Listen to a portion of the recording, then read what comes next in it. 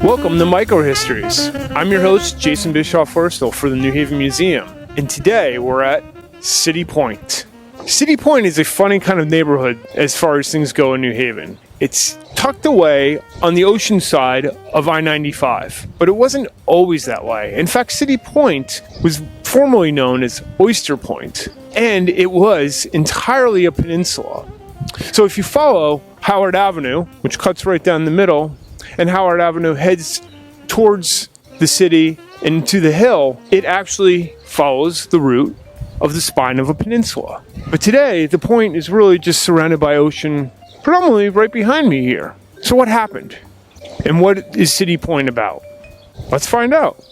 City Point, or Oyster Point as it was originally known, dates within the borders of New Haven back to pretty much settlement, but it was unused, vast countryside until relatively recently, until the 19th century, in fact. So much so that a New York City media magnate named Gerald Halleck bought what is pretty much all of City Point and Howard Ave leading up to Kimberly Square in the 1800s.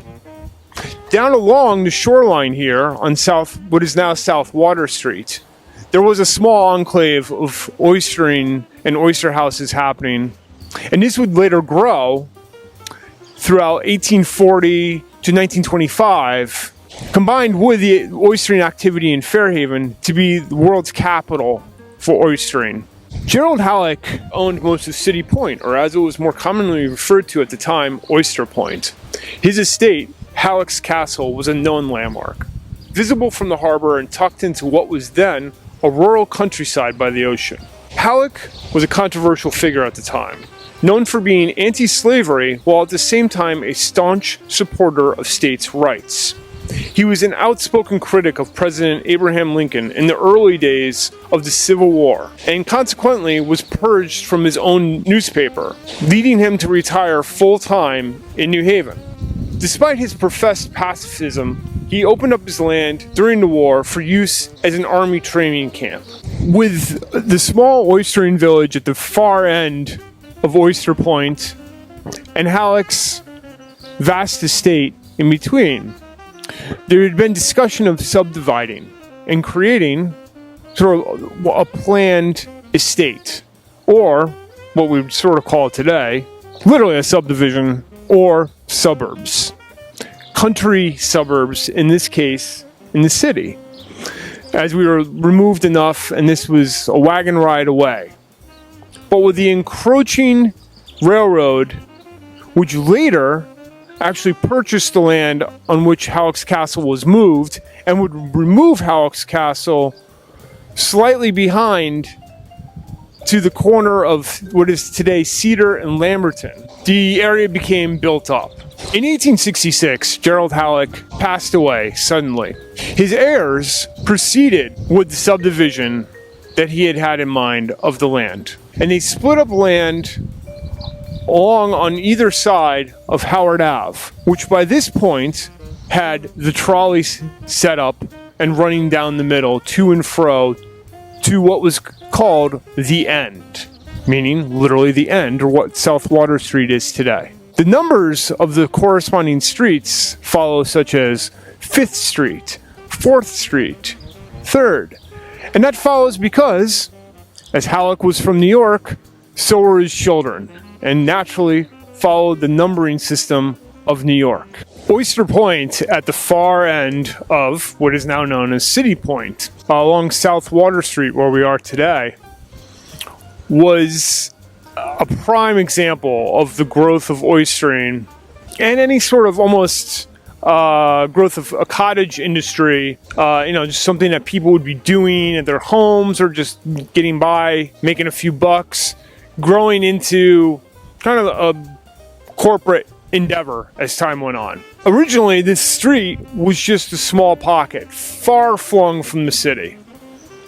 And as it grew, and as the demand for oystering grew and became a little more professionalized, this entire side of South Water Street was actually filled in to expand. So the water I'd be standing in the water right now. Originally, it had been expanded, and each lot had a different wharf, and each company had a different wharf. And generally, the owners lived across the street, the workers would live nearby, shipbuilders would live just around the block. Everything was in this one area for the specific purposes. And when I speak of shipbuilding, here at Oyster Point, they built a very specific Sharpie. Now, the Sharpie I've mentioned in the past was used in Fairhaven. And here they built just a slightly different Sharpie. Both kinds of Sharpies are native to New Haven, but the one here in City Point, Oyster Point, could handle the different tides and go straight out onto the harbor behind me. A little easier versus the Quinnipiac River leading into the harbor. So just slight differences. And there were slight differences in the industry as well. The industry continued to grow, and as I mentioned, combined with Fairhaven, made New Haven the oyster capital of the world at one point. Fairhaven, however, continued oystering, and to this day there's oystering operations. But things pretty much had died off here in Oyster Point by the 1920s. Due to environmental reasons, the new breakwaters that had been built that had shifted the tides themselves, and over farming. And as it has happened pretty much anywhere along the seashore in New Haven, the hurricane of 1938 slammed the harbor, slammed the seashore, and pretty much ended the legacy of oystering here in this neighborhood. Part of the charm of City Point is this lovely little park that I'm standing in right here, with the statue behind me dedicated to the 9th Regiment from the Civil War. The 9th Regiment had mustered here on these lands, which were still owned by Jared Halleck in 1861. Bayview Park is built on the land where the camp had been. In 1890, New Haven acquired the land for $60,000 to build a park. It was elegantly designed by Donald Grant Mitchell, and it featured coastal walkways and tidal duck ponds, complete with islands and connecting bridges. The park was very popular at the time, but it was also a gentrifying force that changed the growing neighborhood's makeup from a more working class connection with the oystering and railroad industries, and attract upscale suburban residents to these new developments as well. The heyday of the park was short-lived, as the double-edged sword of development brought more density and necessary utilities. The city's first sewage plant was built adjacent to the park, and the hurricane of 1938, as I mentioned, created severe damage to the shoreline. The Great Depression and World War II had diverted funding from maintenance of the parks in the city, and in the 1950s, the harbor was dredged, and the coastline was filled, which isolated the water frontage of the park to it only having a tiny inlet, ending the peninsula that was City Point. With the complete reconstruction of the coastline, Connecticut Turnpike, which is known today as Interstate 95, was constructed and split the remainder of the park. The split not only created this small stretch where the basketball courts are located and playgrounds, but also split the neighborhood in two. Bayview Park wasn't the only place for recreation here in City Point. Dating back to the founding of the area, in fact, when Halleck had acquired it, there had been a small beach in this approximate area that was long known as the Cedars, where city residents would make the trek out to the countryside here and bathe on the beach, often en natural. And today, this lovely pier is here, overlooking New Haven Harbor.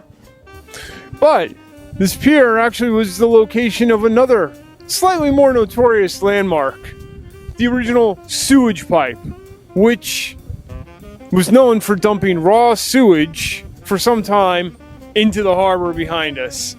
Adjacent to me is the Sound School, which was a more recent build, a more recent addition here, and a lovely addition to the neighborhood that is in the area that was the first sewage treatment plant for the entire city, which now is across the harbor on the East Shore. So, you take the good, you take the bad. It all sort of balances out, doesn't it? Thanks for joining us on Micro-Histories. I'd love to hear your comments. It's been a beautiful day here, kicking a little summer action off in City Point. Keep it tuned in here on our YouTube channel. Hit subscribe below, tell your friends, and we'll see you soon. Follow us at www.newhavenmuseum.org and come and visit us at 114 Whitney Avenue in New Haven. For Micro-Histories, I'm your host, Jason Bischoff-Wurstle. Thanks.